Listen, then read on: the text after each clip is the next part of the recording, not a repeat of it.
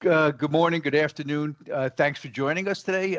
I'm Joe Marion, president of ASCDI, and we have Billy here, who handles our marketing and member services. Want to welcome you to April's edition of the ITAD Association Webinar series. And that's our new name. We've recently renamed ASCDI. We're now called the ITAD Association. On top of that, we incorporated the ITAD Association in the EU. So now we're both an EU and a US not-for-profit association. But today's topic, we're going to talk a little bit about securing or sanitization of what I call connectivity infrastructure equipment. I guess you guys call it networking equipment. But I just wanted to clarify. We're talking about switches, routers, access points, firewalls. They're often overlooked when it comes to data erasure and security. Yet there's a lot of information that's stored on those devices that threaten the security of the network. And so we're going to talk a little bit about that, about what types of data are stored on the switches, why a factory reset it doesn't just solve the problem, and the technical problems that you run into when you try to sanitize. If I go in that word. You just try to sanitize infrastructure equipment. There's some emerging automations we're going to talk about, and then finally best practices, having to do with NIST and standards and so forth. By the way, speaking of standards, ASCDI recently has taken over stewardship of the OBATA standard. The OBATA standard is a standard by which people in the ITAD industry will share the various silos of information. So data erasure companies, refurb companies, and so forth will be able to share the status of products throughout its life cycle. And so ASCI is going to be leading that charge. We're also involved with SURPASS, which is the European Union organization that's rolling out the digital product passport. So these are the kind of things ASCI is doing. We're going to talk about this in a lot more at our upcoming meeting in Copenhagen. Billy, could you tell us when that is and so forth, please? Yeah, so the upcoming meeting is going to be June 9th in Copenhagen. We're going to have approximately 50 to 75 people in attendance, and we're keeping it at that size on purpose. We want to drive meaningful conversation. And I want to be clear, this isn't going to be the large trade shows that we've all become so accustomed to attending. It's not going to be people on a showroom floor trading inventory sheets with large booths. It's going to be the decision makers of our industry in one room, talking about some of the pain points that we're facing, talking about some of the upsides that we're seeing in the industry. And hopefully it's going to be a real place to drive some big change in our industry. Again, that's June 9th in Copenhagen, Denmark. And if you guys want some more information, you can find it on our website or feel free to reach out to me at any time. Thanks. Thanks, Billy. So today we have a couple of speakers from NovaFox. We have John Woodward, who's the head of commercial marketing, and we have Adam Barrett. Did I say your last name correctly, Adam? You did. You did, actually. Okay. For once, someone's got it right. and Adam is the founder and director of NovaFox. They have a really interesting product, a unique product with a really special niche. This is going to be an informative webinar, but guys, you should tell us a little bit about NovaFox too, because I think it's such an interesting product that everybody on the call should hear about it. So I'm going to kind of shut up now, disappear, and let you guys take the stage. Okay, great. Thanks a lot, Joe.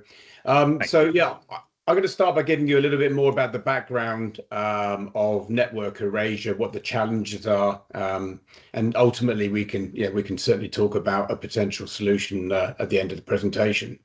So let me start off. So, there we go. Slide one. I wanted to start really by giving you a case study that was done by ESET or ESET in 2023. You may have heard about it. It was widely reported through a number of the national US press and international press. But their researchers acquired 18 enterprise routers from major vendors across the US, buying from eBay and other sourcing points that we would normally get second user equipment from. The interesting fact was only five of those 18 devices they were deemed were properly erased. They found data on the remaining 13, so that's well over 50%, data on those devices that could potentially be used, to hack or to cause issues, to people's networks. So I think we can highlight there is an issue. It's known, it's out there. It's not a technical issue, it's a process failure. And people need to look at what their processes are and how do they stop this sort of situation from occurring. So what data are we actually talking about? I think in our world of reuse, we're very much focused on GDPR data, names, addresses, email addresses, bank details, etc., etc. You're not going to find that on a networking device. That's kind of not really admin credentials for networks, VPN information, security keys, network topology, firewall passwords and rules, IP ranges. So think of it, rather than being the sort of, the data within a data center, it's kind of like leaving the keys in the front door. It's not difficult for a hacker or somebody with some knowledge to take those bits of information and very easily build their own knowledge and configuration of a end user's network. So that's what we're talking about. So what is the landscape looking like? What's driving this issue at the moment? So as we all know, the refurbishment circular economy principles are driving growth. Networking equipment now is traded and bought and sold within the broker market day by day, and that's great. We all want to reuse equipment, and we want to promote the circular economy. ESG reporting now covers network devices. So scope 3, people are now having to put networking as parts of their infrastructure into their ESG reporting. So again, that's promoting the reuse. And the last bit, which is the key bit, is the data risk management hasn't caught up. There's vulnerabilities there. We just don't know in terms of the wider community what that data risk is and how do we manage that. So what are networking devices? This is fairly obvious. Apologies. Right, what are networking devices? Enterprise switches, routers, firewalls, and access points. But that also now includes IoT products, edge devices. So that is now expanding. It was originally just the four major product groups, but that's now expanding. So earlier could be something like a piece of equipment within your own home, like a thermostat, for example. They're all connected. Okay, so what's the issue with these devices? Well, they all contain flash or RAM or hard drives, some form of storage, and in a lot of cases, multiple pieces of storage. The vendors, we all know, there's some big names there. So Cisco, Arista, HPE, Fortinet, Juniper, the list goes on. And it's expanding. We're seeing new companies, new vendors coming to the forefront. So every one of these contains persistent storage, whether you realize it or not. So there's data on all of those devices.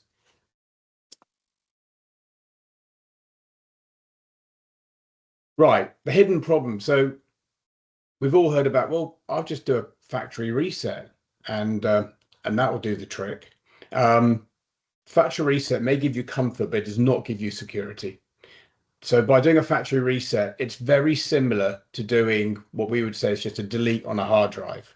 So if I had a laptop and I wanted to resell that laptop and I just hit the delete button, deleted the user data on there, we wouldn't ever trade that. We'd all realize straight away that it doesn't take a huge amount of knowledge to use some software to get that data back.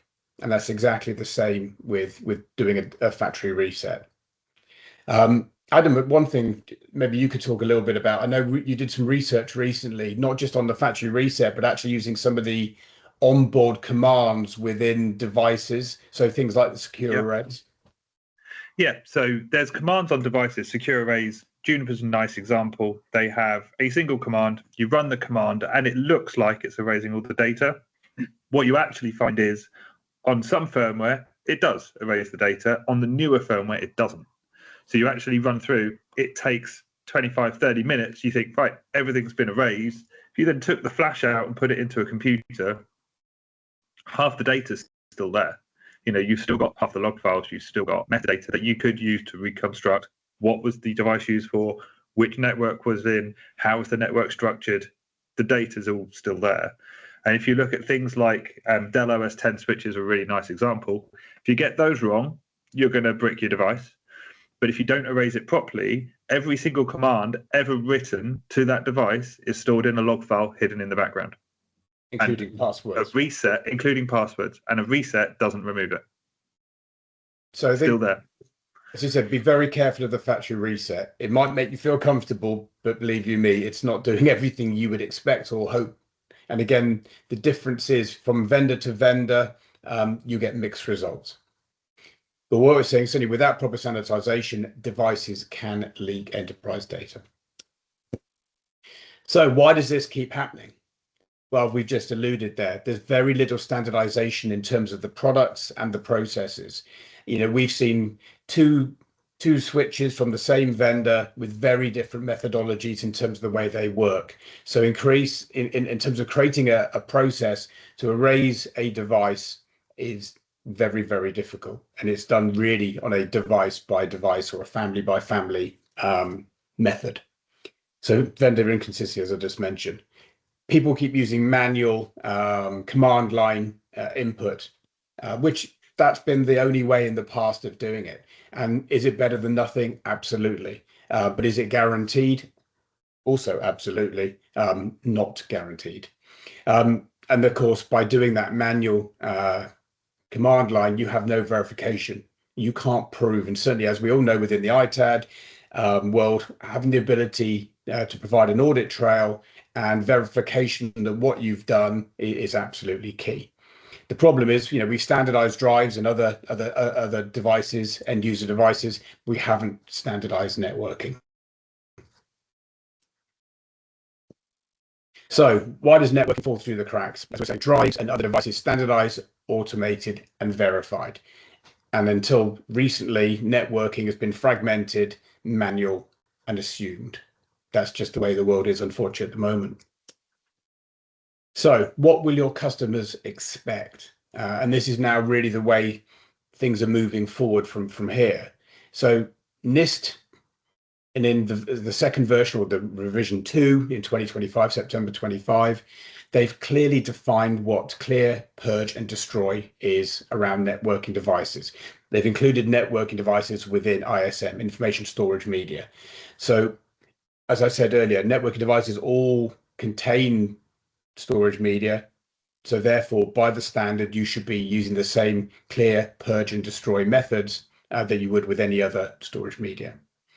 IEEE specifies sanitization for logical and physical media. So in terms of with our products, we use that IEEE standard in terms of our method of how we're going to erase and overwrite media. R2v3 again have updated their standard, and we've had Siri look at our product, and they've confirmed that it complies to the standard. So within Appendix B, they now state that networking equipment should be treated like any other data-bearing device. And finally, ADISA, obviously product certification and validation for IT asset recovery. So really there's 4 bits of standardization now that are starting to get out there. And certainly ADISA with their standard 8 and Siri with R2v3 are really pushing their messaging. So from an end user perspective, they're going to be demanding now that a secure level of data sanitization is performed on networking equipment.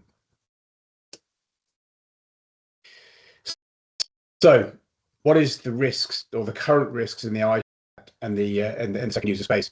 Factory resets, as I said, and file deletion are mistaken for secure erase. As we've said, they're not. No proof of erasure. Again, if you're doing it manually, it's very difficult to prove what has been done, even if it has worked. mixed device types without a clear process. As I was saying, without standardization, it's really difficult to prove. And even as we've said, where you think you might have done the right thing using a secure erase command, you can't guarantee that it's done what you hope.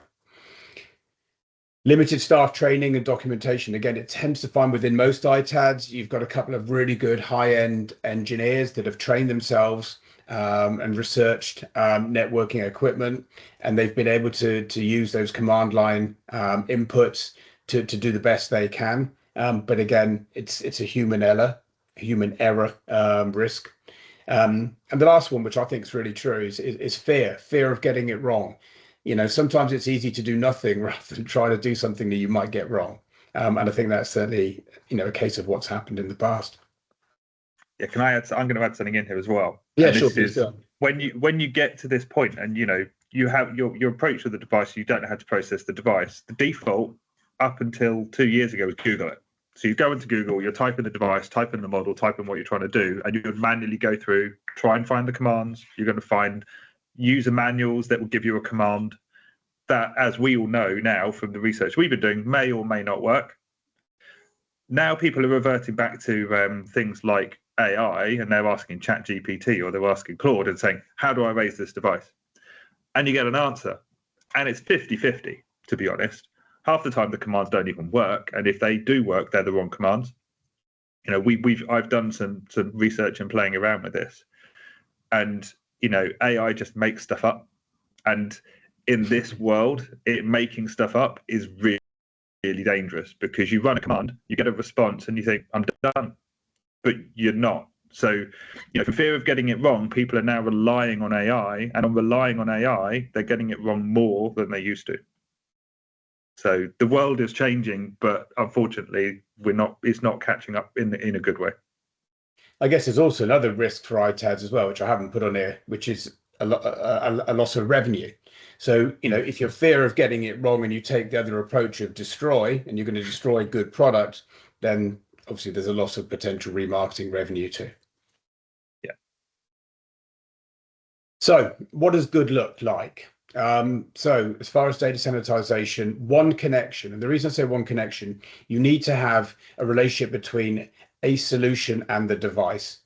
There's no point putting out a load of commands to a bunch of devices at the same time and not getting, you know, the response back from those devices independently. So it's one connection in a two-way manner. One action, so it's the same action every time. It's hitting go on a, you know, hitting the go button kind of thing. A fully auditable result. You need to be able to prove that you've sanitized that device at that point in time, you know, by serial number, by make, by model, and make sure it's repeatable across devices. So it doesn't matter if it's you know, switch, you know, a certain model number that's a year old, 2 years old, 3 years old. It's all the same across all devices. Versus 50 plus steps of manual input, manual risk, and ultimately no proof. Just going back onto that proof point. Sorry, John. Yeah, please. One of the things that I found, you know, speaking to our customers, speaking to people we're dealing with, is the proof. And you ask them, you know, how do you prove that it's been erased? My personal favorite is, I did a show run command, which gives me the command before we did our erasure, and then I did a show run command, which gives me the command after the erasure, and then that's our certificate.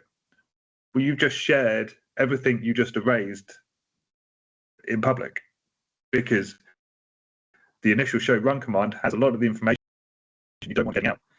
So that's one of those questions: is how do you verify? Without a certified product, how do you actually safely verify? It's a good point. So in terms of a mature standard or framework, and this is really, I think, the way the industry is now moving forward, and it's been pushed by all of these bodies here. So NIST, you know, gives us a framework, it gives us those definitions. We can now talk to people saying this device has been erased to a NIST purge or a NIST clear, you know, a NIST clear with an override. So we have those definitions now. We can communicate back to the end user in terms of what we've done. We can prove that the methods we're using, by the IEEE standard, that that these are effective sanitization methods that are not just removing files or factory resets. They're overwriting data, overwriting spaces of storage in the way that we do with hard drives, SSDs, etc., etc. R2v3 gives us process and controls and downstream accountability during that reuse and recycling piece. So again, that gives the customer, the end user, the confidence. And ADISA gives product certification and a verification layer. So by saying our product is ADISA certified, and you can see a quick picture of the Novafox Hydra on the right hand side there. So it's a certified product. It's been certified by an external body to verify that what we say it's doing, it does, in a repeatable fashion. So combined, that gives us a traceable, auditable erasure ecosystem. We can go and sell that to our end user customers with confidence. So what are the opportunities out there? So network is one of the fastest growing reuse segments. We said that's been pushed by Scope 3. It's been pushed by people's ESG requirements, and also the fact that we're just reusing more and more now, which is a great thing.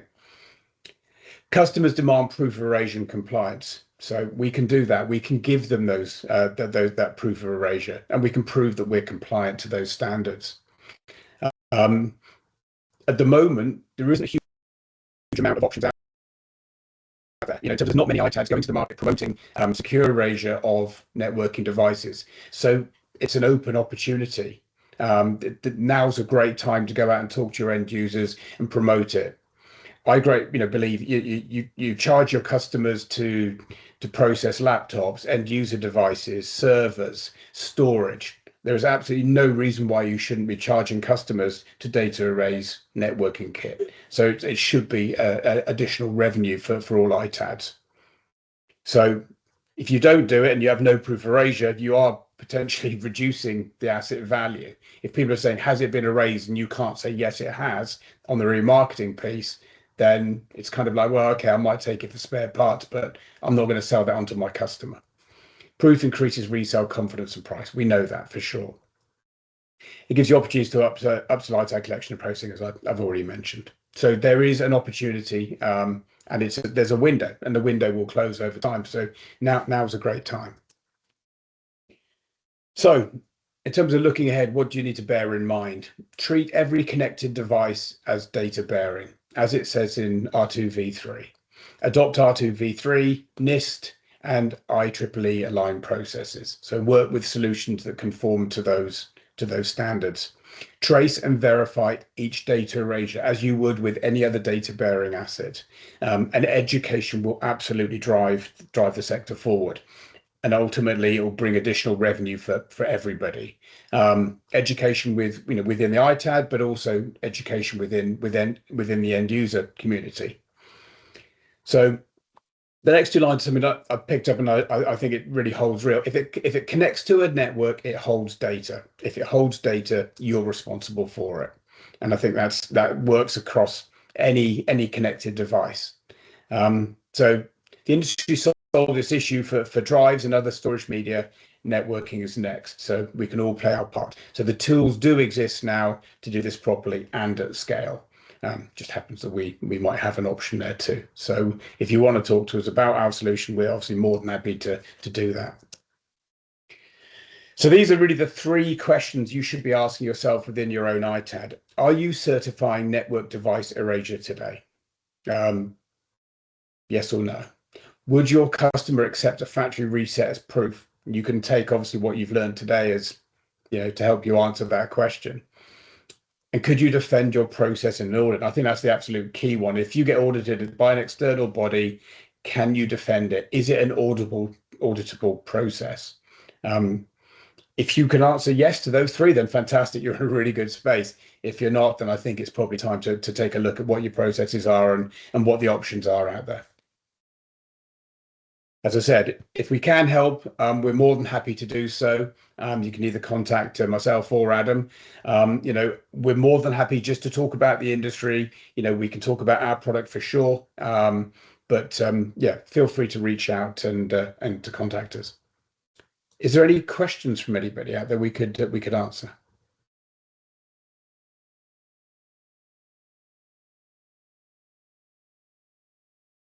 Great. It's all gone quiet. So let me ask you. I have one question though. Scalability. Nova Fox's solution. I mean, how can Can you talk a little bit about that? I mean, because everything's scale now. We're doing so many, and by the way, there's so many networking products. I mean, more than servers and stuff. So how do you scale that? So in terms of scalability, sorry. we have. I showed you. You can see the picture of the product on the right hand side there. Our approach it has been very much one-to-one, and we did this for a number of reasons. So we have one box talking to one device. If you want to talk to two devices, you need 2 boxes, 3 boxes, 4 boxes. So the nice thing is by having it as one, we have loads of customers that just have 1 or 2 of the boxes. They don't do a ton of networking kit. They don't want to spend a fortune on it, but they need a certified solution. So we start small.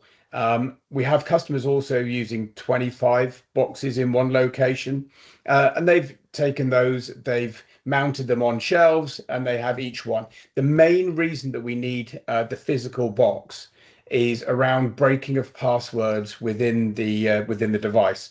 So pretty much all network switches will be passworded by the end user, but to actually erase them, you need to get past that. The method that we use involves booting and cutting power to the device at certain critical moments during that boot process. So we have to control the power within the device that we're processing. So that's why it's one-to-one. But yeah, scaling up is pretty easy. If you want to take 2, 3, 4, 5, we don't mind. You can add as many boxes to your estate. We have a web portal which allows you to monitor in real time what all those boxes are doing. So if you had them on a shelf with 20 boxes, you can get a quick overview of where each unit is, where it is during its process, how long it's going to take, how long it's taken, and also you can then look at the results on the fly. That's cool. I'll tell you, your biggest challenge is going to be, educating the end users. I think, because what happens. I'm going to get rid of my network, and so I get rid of the servers, and I erase the drives, and then all of a sudden, all the networking equipment's kind of left there, and what I tell myself that if I unplug it, it all goes away, but it doesn't. I think it depends on the client, and this is one of the things we're seeing. You've got clients like banks, government, and they're making you shred this kit before it leaves their facility because they don't have a solution. We're very nearly, we've got a client that's just about to go live, and we had to work with them to convince their client, who's a major bank in Europe, that it's okay. We have a solution. It will erase the switches. So these switches that are worth £2,000-3,000, $4,000, that are currently being shredded and sent off for breakdown, they are now recouping their money. But it took a product, we literally had to go on site and prove our boxes all work offline. So if you need to do on-site destruction without the network, that's fine as well. So we literally had to go into a dark data center, process a load of switches on site. They took them away, verified, yes, we're happy, this has done what you said it's done. And now they've agreed that is the process that they're going to use going forwards, rather than physical destruction. So it depends on the customer, and it depends on the desire. It's funny. These ITAMs call ITADs into the facilities, and they tell them to erase the drives, because they want to be green, and then they go and they crush the servers and they dump it in a landfill. So I mean, they're kind of negating all the positive things they're doing. No, you're right. And education is key. I mean, we've had conversations where people say, "Oh, we love your product. We want to erase things before they're shredded."